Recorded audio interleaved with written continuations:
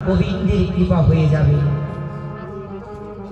যদি বলেন আগে নাম করতে হবে তারপরে তো নামের কৃপা,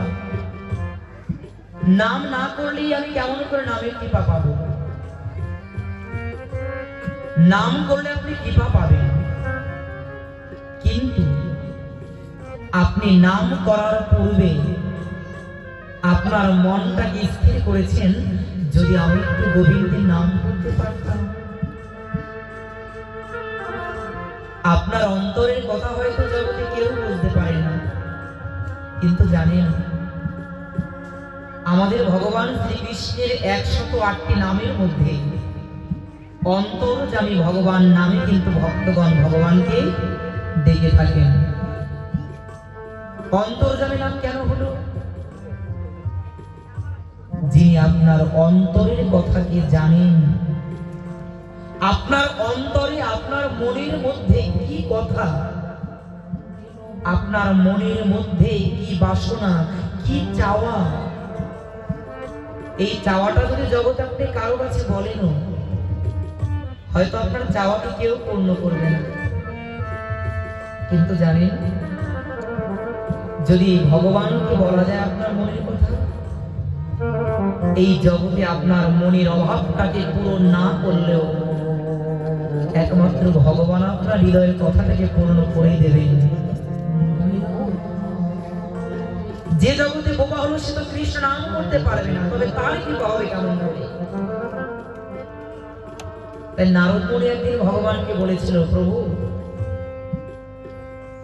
জগতে যদি তোমার নাম করলেই মুক্তি হয়, তোমাকে ভজন করলেই মুক্তি হয়, তুমি শ্রীমদ্ ভগবদ গীতার পাতায় বলেছো, অর্জুন যে ব্যক্তি ভক্তির সহিত আমাকে পত্র পুষ্প ফল জল অর্পণ করে, আমি তার সেই প্রসাদকে নিজ গুণে গ্রহণ করে থাকি।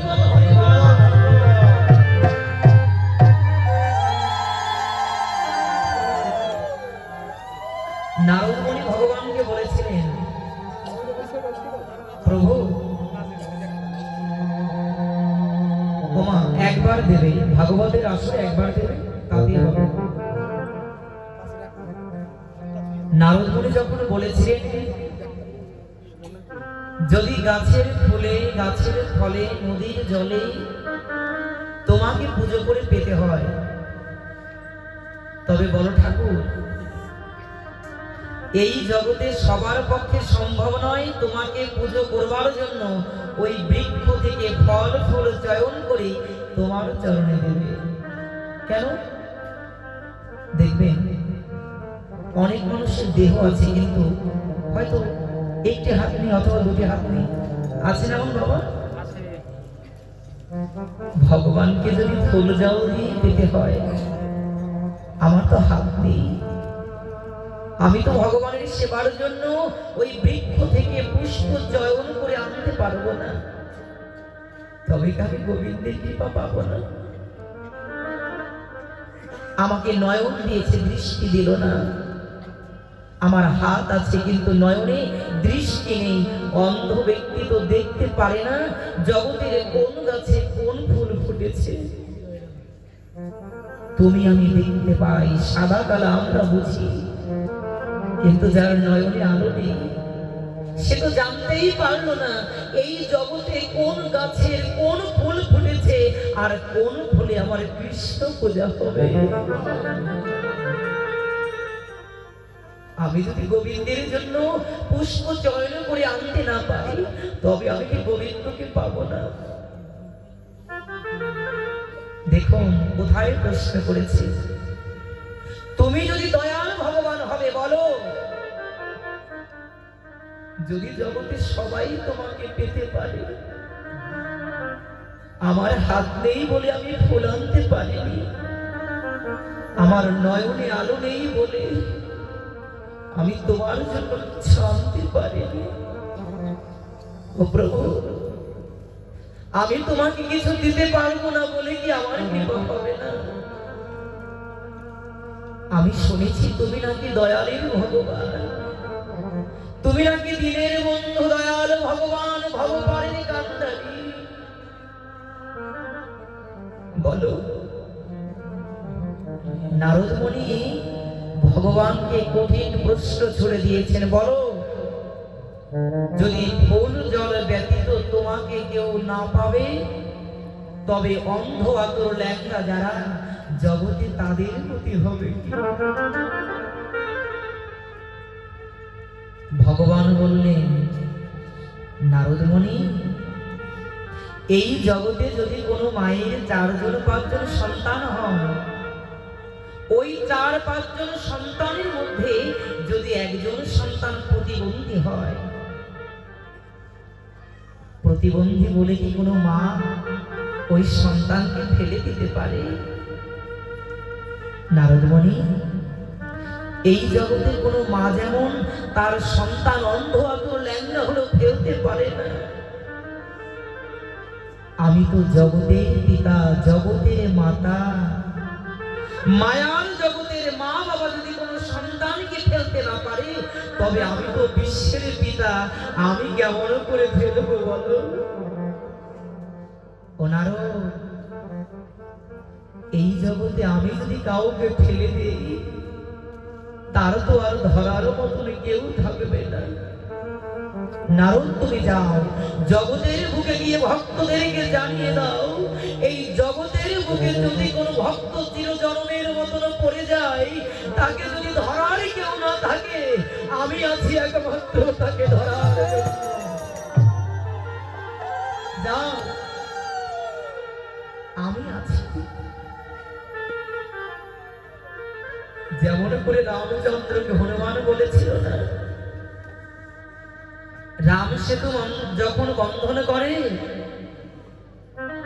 পবনপুত্র হনুমান সঙ্গে সমস্ত বানরগণ ছিল, এক এক করে যখন জলের মধ্যে জয় শ্রীরাম বলে পাথর নিক্ষেপ করে, প্রতিটি পাথর ভেসে ওঠে জলের উপরে।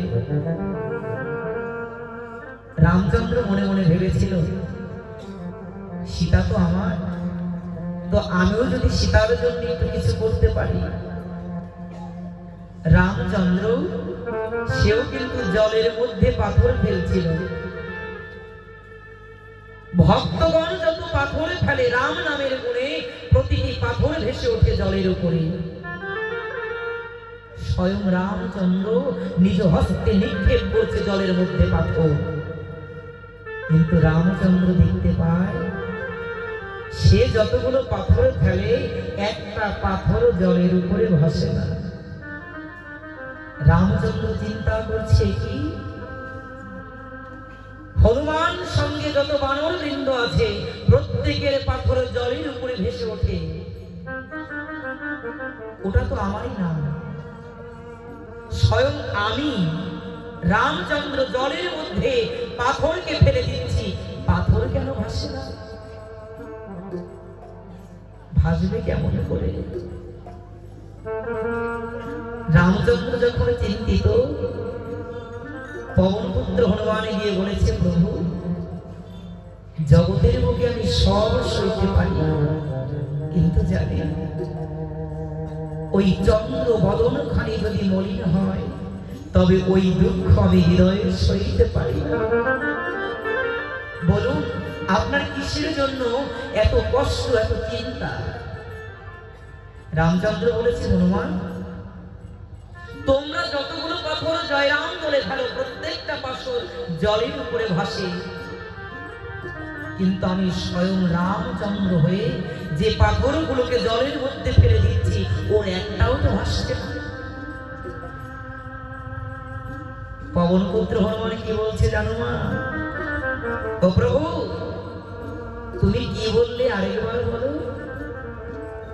হনুমান, আমি যতগুলো পাথর জলে ফেলে দিয়েছি, একটা পাথর জলের উপরে ভেসে উঠল না, এর কারণটা কি? জেনে নেবেন শুধু ভক্তজন, শুধু লীলা শুনবেন না, তত্ত্বটাও একটু জেনে নেবেন। তত্ত্বটা কি? এখানে ভগবান 3 রূপে আমাদেরকে কৃপা করতে আসেন। নাম রূপে, শুনবেন আপনারা, নাম রূপে, বিগ্রহ রূপে আর ভক্ত রূপে। এই 3 রূপে ভগবান আমাদেরকে করুণা করতে আসেন।